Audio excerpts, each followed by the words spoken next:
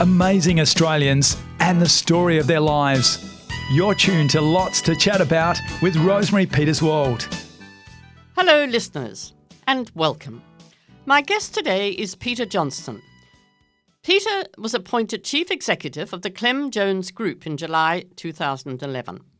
Along with Sally Ann Atkinson, Clem Jones was one of Brisbane's better-known Lord Mayors of last century. Gosh, it seems ages, doesn't it, saying last century.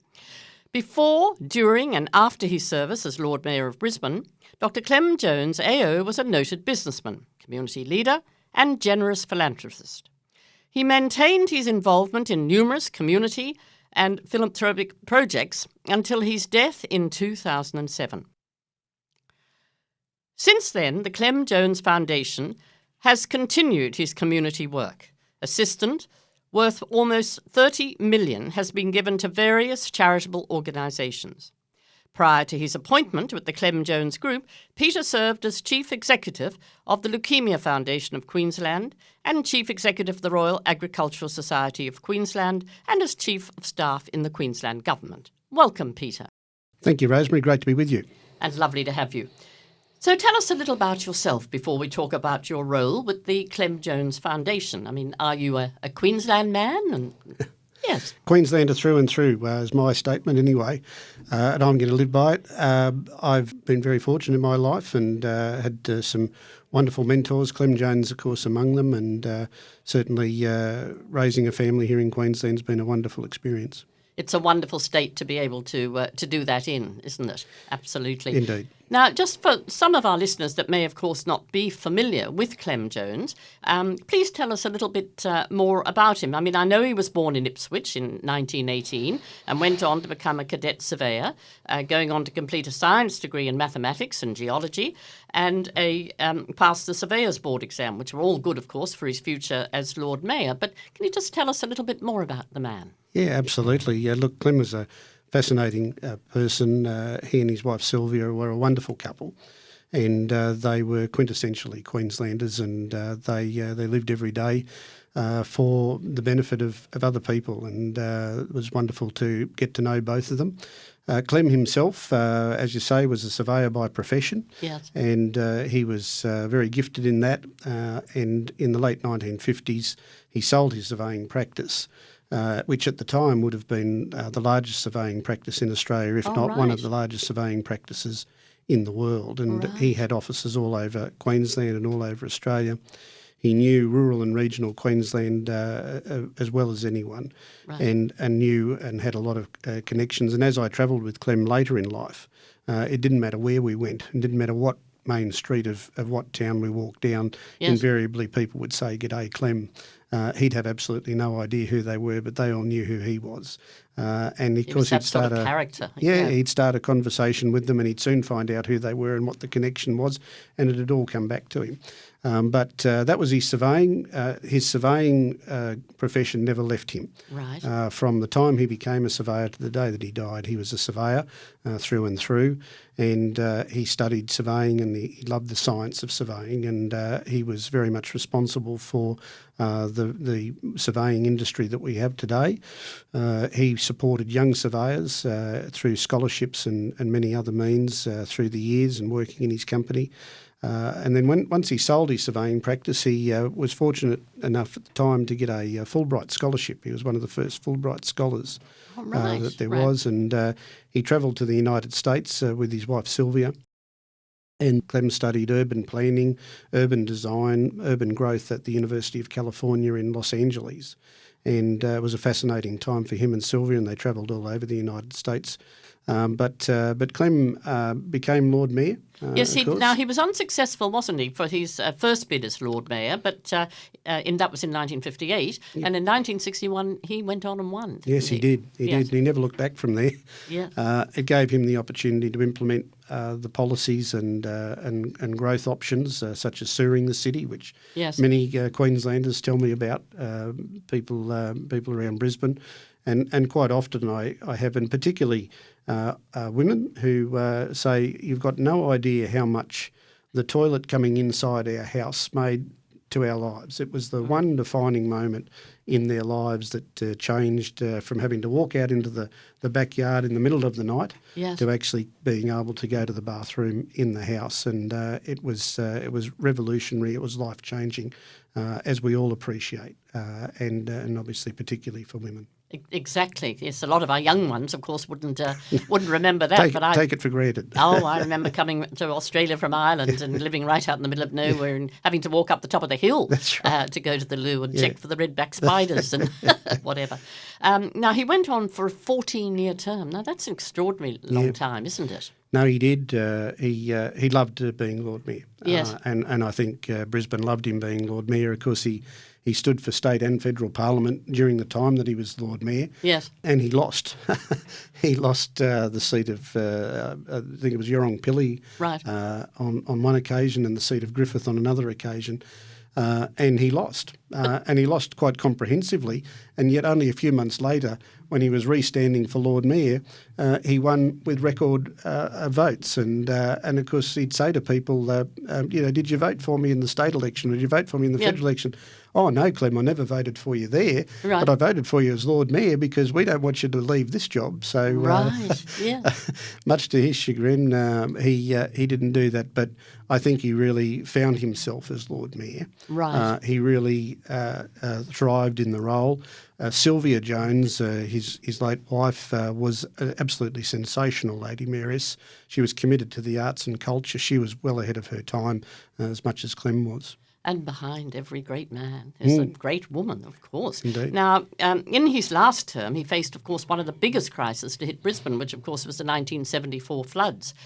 We were living up at the Canungra Army Barracks at that stage, and I remember it. It was just horrendous, wasn't it? And he was there to manage it. He was. It was devastating, as we all know, and we've all had recent experience of that. But Clem was actually in Christchurch when it actually struck, and he was at the Commonwealth Games. Yes. Because he had led the bid for Brisbane to have the Commonwealth Games in 1982, which obviously we were successful in. The town clerk, of course, called him and said, "Look, Clem, this is not looking good. You're going to have to get back here." So he hopped on the first plane back, and the plane couldn't land in Brisbane, had to land on the Sunshine Coast, and he commandeered a cement truck to get him as close to Brisbane as he possibly could, and then he was picked up by one of the television station helicopters to bring him into City Hall. Yes, and from there he became the commander-in-chief of the recovery, and of course it was still raining at the time. It was still flooding, and things weren't looking really crash hot. And so he took charge of the situation, and there's a lot of stories around that time about the flood and, of course, a lot of the heroes around the place. And Clem never claimed to be any one of those heroes. He was just a person doing a job that he was charged with doing. And of course, Brisbane recovered. Yes. And here we are today with the most vibrant city in Australia and a great place to live. Absolutely. Now, our listeners would know that Sir Peter Cosgrove has been my previous guest, and Sir Peter is actually in the studio today reading the newspapers for us, whatever. Clem Jones then went on actually to be with Sir Peter. He was involved in the rebuilding of Darwin, which after Cyclone Tracy. Yes, he was. He was appointed as the chair of the Darwin Reconstruction Commission. Yes. He went to Darwin, was as chair of the Reconstruction Commission for 3 years until 1978, and he really took charge once he got there. He used all the experience and skills that he had compiled over the years, both as a surveyor, of course, and that Fulbright scholarship, and then being Lord Mayor of Brisbane for 14, 15 years. It really placed him in a key position to be able to do good things for the people of Darwin and get them back on their feet. And, of course, the vibrant city that we see in Darwin today is very much as a result of that. And I must admit, being a sailor, I love this story because then he went on a 3-man crew to sail a boat made of more than 12,000 beer cans. The Can Tiki from Darwin to Singapore, a distance of 2,500 nautical miles. He wanted to show that Darwin was open for business again. Indeed he did, and he was often quoted as saying that it was the closest time that he came to dying was on that Can Tiki raft.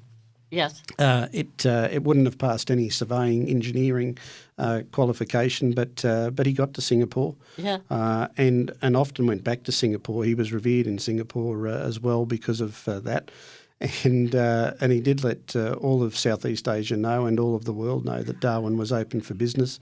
And there's a lot of stories about that are told. And every year when they have the beer can regatta in Darwin, the can tiki is often remembered, and the stories just keep getting bigger and bigger each year. But for Clem, it was he did say to me, he said it was the biggest challenge of his life was getting to Singapore alive, and there were plenty of times that they thought they weren't. There were plenty of times they wondered what the goodness they'd done to themselves. But he did get there. He probably wanted a few full cans of beer rather than empty cans. Indeed. I think he'd like to claim that he drank the 12,000 cans, but he didn't. Now then, of course, Wayne Goss went on to appoint him head of the Western Queensland Flood Appeal in the wake of the Charleville floods. So, I mean, he really did contribute a tremendous amount, didn't he, to Queensland? Oh, he did. He did. He never stopped giving to Queensland, and he still hasn't stopped giving to Queensland. He never will. But the Charleville floods really affected him. He knew a lot of the people from Charleville who were impacted by the floods, and it was a devastating flood. But he had that experience both as being the Lord Mayor of Brisbane in 1974, of course, and as the chair of the Darwin Reconstruction Commission. Who else could Wayne Goss appoint? Exactly. Now, you're listening to Lots to Chat About. I'm Rosemary Peterswald, and my guest today is Peter Johnstone, the Chief Executive of the Clem Jones Foundation. Now, since Clem Jones's death, Peter, the Clem Jones Foundation has continued his great works and, mostly his community work, haven't they?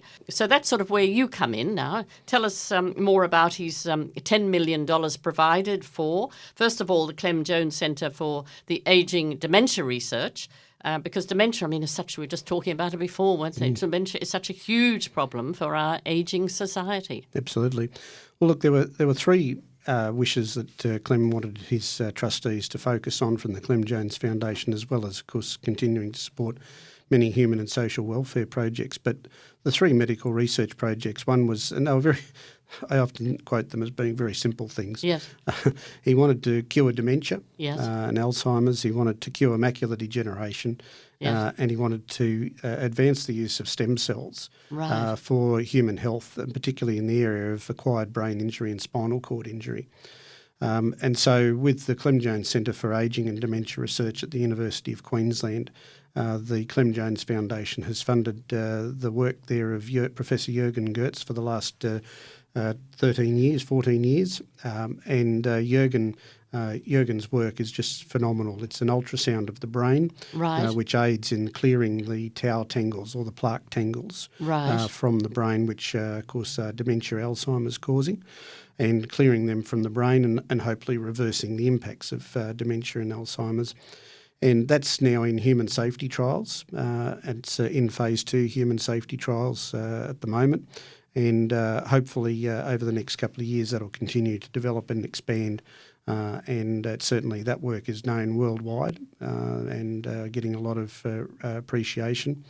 The macular degeneration work, Clem had macular degeneration himself, and he recognised how debilitating macular degeneration was, or the loss of sight. And a lot of our listeners, of course, would be very interested in this, yes. Appreciate that for sure. And at Bond University, the Clem Jones Centre for Regenerative Medicine is looking for ways to find a cure for macular degeneration through the use of stem cells again to rebuild the macula. And they're doing a wonderful job there, and I commend them. And hopefully, again, over the next couple of years, we'll see some advances there. And the final one was using stem cells, particularly in the area of acquired brain injury and spinal cord injury. And that's at Griffith University, the Clem Jones Centre for Neurobiology and Stem Cell Research. And the work that's being done there is now about to go into phase 1 human safety trials at the Gold Coast University Hospital. It's only been announced in the last couple of weeks, and I'm sure some of your listeners would be aware of that. And the idea of that is the use of nasal stem cells, known as olfactory stem cells, to be harvested from the nose and replanted in the spinal cord where the injury area is, with a hope that it'll reconnect the spinal cord. And as much as what we'd love to see people walking again, Yes. who are paraplegic, quadriplegics, or with other spinal cord injury. The reality is that people getting sensation back in the end of their fingers, or people being able to breathe alone, or that type of thing, it just changes the course of their life. It changes their enjoyment of life. Yes. And that's what can come of that. So Clem was very visionary. When he wrote his wishes, none of these things were even remotely on the radar. Of course not. The thought of using nasal stem cells to aid people with spinal cord injury, or the thought of using stem cells to cure macular degeneration, or the thought of ultrasound being able to reverse the impacts of dementia, never thought of. Right. Just total fantasy stuff when he wrote this. But today, if he was able to be here and see the work that's been done in his name and Sylvia's name with their benefaction, I know that he'd be very proud of that, and they'd be very proud of those researchers that have done all that work. None of it existed before Clem's benefaction, Right. and so it's all just wonderful to see where it is today, 14, 15 years later. Absolutely incredible. How many people work sort of at the foundation? Well, in terms of the Clem Yeah. Jones Foundation, we only have a small private office of 3 people. Right. But But a very powerful 3 people, yes. The impact of what goes on is translated through the researchers. Yes. And, of course, the trustees who are involved with me, who lead the organisation, they do so on a voluntary basis.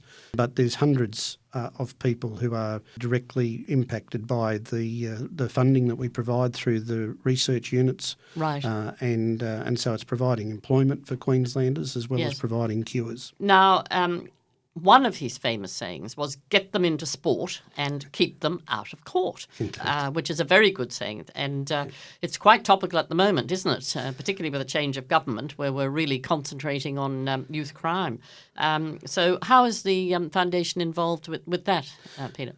Well, through a variety of ways, but of course, let's not forget the Clem Jones Centre at Carina, which Clem started with the assistance of a lot of locals around there. And at the time that it was started, Carina and the south side had a similar youth crime problem. I mean, youth crime is not a new thing. It's been there, but one of my sayings, of course, has been idle hands make for the devil's work. Yes. Which has been quoted many times by many people. And Clem saw that having a sports centre as part of the community was a way in which we could engage with young people, get them into team sports, get them into really achieving great things. And, of course, the great sports people that have gone through the Clem Jones Centre, women and men, to go on to enjoy very successful careers in sport is legendary. And, of course, the Clem Jones Centre today is just quite incredible. And, again, I think if Clem was able to come back and see where the Clem Jones Centre is today at Carina, Yes. he'd be amazed. You know, the gymnasium that's there, the 50-metre pool, the indoor heated pool that's providing care for people with sight impairment, people with disabilities of other forms, being able to get into the pool there in a safe and secure way. Right. And all the other sports and hobbies. There's a whole range of activities that take place there. And, of course, all that's having a very positive effect on the community. We're involved with the YMCA here in Queensland and have been for some time through a variety of ways, but in particular what's known as the Clem Jones Campus, Right. which is a model of education for young people who fall out of the formal education system, and they fall through that net. The YMCA catches them and brings them into the YMCA Clem Jones Campus model. And through doing so, it provides those young people with the educational skills to get back out there in the workforce, rebuilds their self-esteem. They Yes. do everything from hospitality to smash repairs to mechanical work and a whole variety of courses that they can do under the tertiary education system. And it's just wonderful to see. And the vocational education and training that goes on there is just absolutely sensational. So that's getting them involved in those activities and keeping them active and engaged. And, of course, we know with young people that if you can engage them and get them involved in activities that are rewarding to them and keep them focused, then they're engaged. They don't have idle hands. No. And away they go. And there's just so many wonderful success stories. And I often say about Logan, Logan's one of those places, 30 years ago you often heard about in the news for all the wrong reasons, Yes. whereas today you hear about Logan for all the right reasons. And I think the YMCA and Griffith University have played a spectacular role with all the local leaders and community leaders of all cultures and council, Logan City Council, and the Queensland Government in rebuilding Logan to where it is today. It's a vibrant city, and I think that part of that has been a part of this work. Absolutely. I wonder what Clem Jones would think of the social media of today, because sadly that's where a lot of the crime, isn't it? Youth crime particularly gets put on social media, and then it spreads and that. So all the internet, nothing of course was there in Clem Jones's time. So it'd be fascinating to know what he thought. Yeah, look, Clem was a person of his time. Yes. He moved with the times, and he Yes. moved very effectively with the times. I never had a conversation with Clem that I sort of felt, geez, you're really out of touch with this old mate. Yes. Because Clem, while he had no family, he and Sylvia sadly had no family, he had a big family. Yes. And that family was of all ages, of all cultures. And as I've said a couple of times, he was very visionary in that regard, and he kept a big cohort of friends. I was a number of generations away from him, but he and I got on like a house on fire. And, How old were you when he died? Oh, how old was I? That's 17 years ago. I was only in my late 20s when he died.